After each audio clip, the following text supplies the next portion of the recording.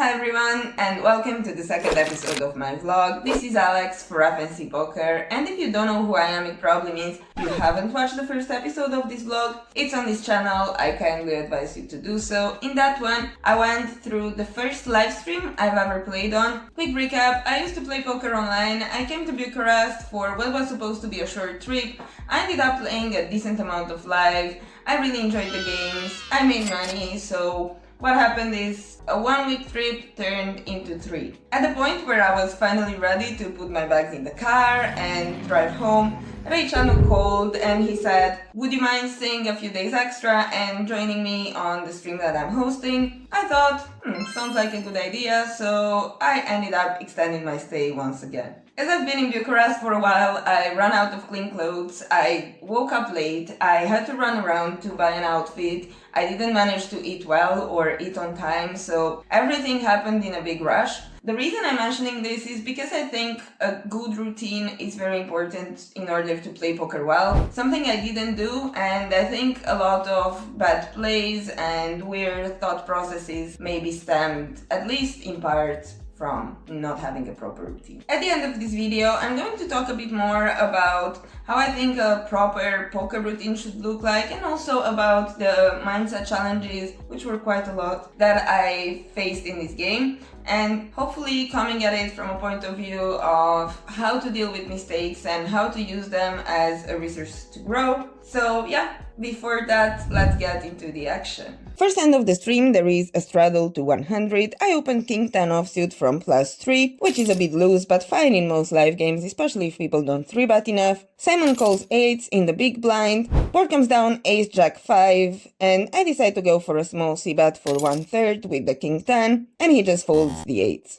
Next hand, I open Queen Jack suited from +2 over a 100 straddle. Stero calls on the cutoff, Alex and Simon call in the blinds. Board comes down King Jack Jack, and I go for a small 400 c-bet. No reason to slow play here, as this isn't the kind of board where people would go crazy with bluffs, and if we bet small enough, we're gonna get called by a bunch of worse hands. Stero raises to 800 with his King 10. This play doesn't make much sense. King 10 is a marginal hand, and I don't really have many worse King X in my range, and obviously I can have a lot of jacks. Basically, he's now forcing me to fold most worse hands while continuing with the better ones. I call, and the turn is the 5 of hearts. Stero bets 800, quite small this time, and I decide to call, giving him credit that he can bluff some rivers. He could also meet up and stop value betting a jack. By shoving turn, we get value from all jack-X and also from some pair plus draw or combo draws. Let me know in the comments what action you would pick here. I decide to call, river is the 10 and it goes check-check, we win the pot.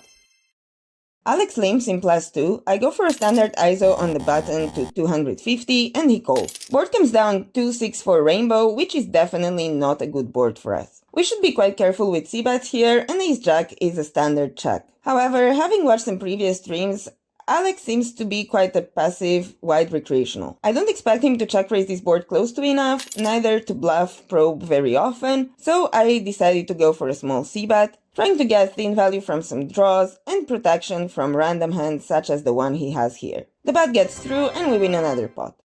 Straddle is on again, and I open King Queen offsuit from +1 to 300. Christy calls in the big blind and board comes down Ace King 3 all clubs. The Ace King is obviously good for me, but when the board is monotone with high cards, we need to be more careful. Our hand here can either bet or check, I don't mind. This time we check, and the turn comes a deuce of diamonds. Again, we could bet, we could check, but I think in this spot Christy is going to have a very wide range that misses quite a lot, and it would be difficult for him not to overbluff the river, so I decide to check back again. On the 6 of spades, Christy goes for a thin half-pot bet. Easy call for us, and we win against King 10. I open Ace 10 off from +3. I get called by the button, small blind and big blind, and we go 4 ways to a flop of 10, 6, 4, 2 spades. Generally, we need to be quite careful when we are multi-way on dynamic boards like this. We don't want to start putting a ton of money into the pot, as equities will shift a lot. However, with passive, call-happy recreationals in the pot, I think my hand is still strong enough to bet. I go for a 500 bet, and Simon calls the big blind with an open-ender plus backdoor flush draw. There's a 5 which improves a lot our opponent's flop calling range, but not ours. We need to be careful here, so we check back. River is the 3 of clubs, completing the flush and 4 to a straight, and Simon bets around 1/3 of the pot. I think we should fold here, as it's very difficult for him to have enough bluffs on a texture like this once he calls flop. He can also value bet thinner than a straight here, so yeah, I think this is a fold. However, in game I end up calling, which is quite a big mistake, I would say. We get under the gun and +1 limping. I ISO ace-4 suited to 250, big blind, and both limpers call. Board comes ace-king-9 with 2 clubs, and we all check. Ace-4 is definitely not a 3-street hand here, and we don't need protection, so there's not much reason to bet. There's a 7, and Alex now leads small. Simon calls, and I'm already not super happy with my hand, but there's a bunch of draws available, and the odds are good, so we call. River 5 of hearts, and Alex now bets 1,600. As I said, my read on him is he's on the passive side, and he now bets again quite quickly and big on this texture after being called by 2 people on the turn. Also, some bluffs like 8-6 get there, so I think it's very unlikely he has bluffs here, and we find the fold.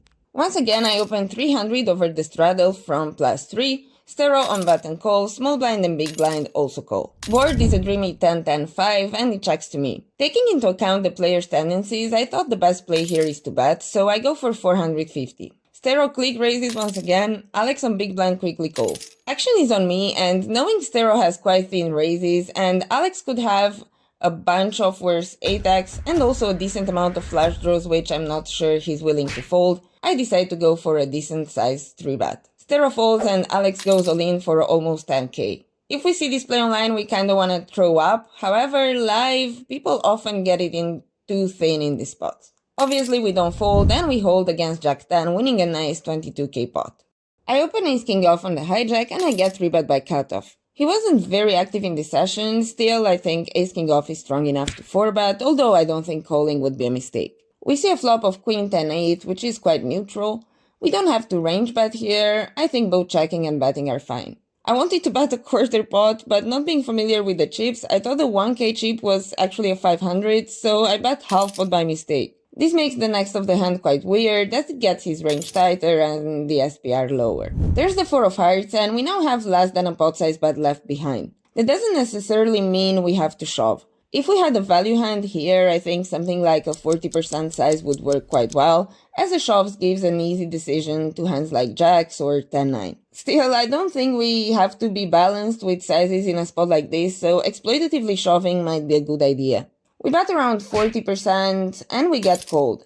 River, the 3 of hearts, completes the flush, and at this point, with so little left behind and not holding a heart, I'm not willing to bluff anymore. We end up check folding against his shove, and it turned out he did hit a flush. Stero limps, rag on a small blind flats, and I decide to ISO 8-6 of hearts in the big blind, which is a decision I really dislike looking back. I guess it's nice being heads up versus Stero, however, this is not a hand that wants to play an inflated pot out of position versus a sticky guy, so I think checking and taking a chip flop would be a much better play. Stero calls and we see a board of king 10-5. Knowing he's quite call happy, I don't think mindlessly betting into him with no equity hands is the way to go, so we decide to check and maybe bluff in delayed lines. He bets into us and we give up. Radish opens from +1, Raiceanu calls cutoff, and we pick up 10-8 of clubs on the big blind. This is a nice hand to squeeze sometimes, but this time we decide to just call. Board is 8 deuce 4, a texture villains won't connect well on, so I guess we could have some leads, however, we also don't have a lot of 2-pair or nutted hand. We check this one and Raiceanu goes for quite a big stabbing position. He's going to have quite a lot of air here and we know he can get quite aggressive, so easy call. There's a king and now he bets pot. Thinking of his value range, there's not a lot of hands he's wrapping here. He has some sets, but really not that many, some king x plus flush draws, and logically that's pretty much it. On the other hand, there's a lot of straight and flush draws that could pull this here. We unblock all of those while blocking some sets and 2 pairs, so we call. River 9 is pretty much a blank, we check and he bets under a quarter pot now. I'm not sure if this is a sizing style, however, we look really capped, there's not a lot of value hands he's wrapping, all draws like ace 4, ace 5, 6, 7, 5, 6 and flush draws miss,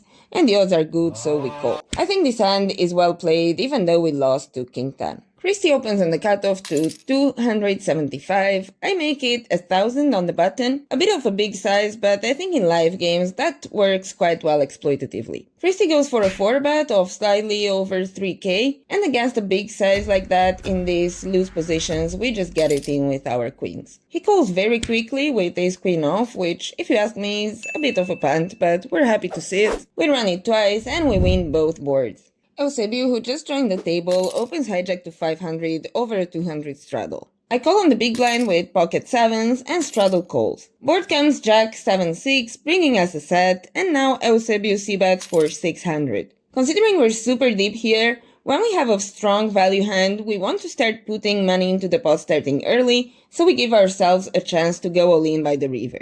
I think just calling here would leave money on the table, so we decided to go for a 3x check raise. It's not a spot where it's too difficult to find bluffs either, as there's a lot of natural draws available. However, they both fold and we take it down here.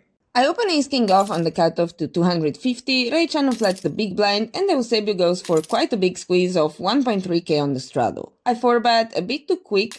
Raiceanu folds and Eusebio thinks for a while before putting in a weird click 5-bet out of position. We have to think of what his range is here, and for value he's going to have aces and kings.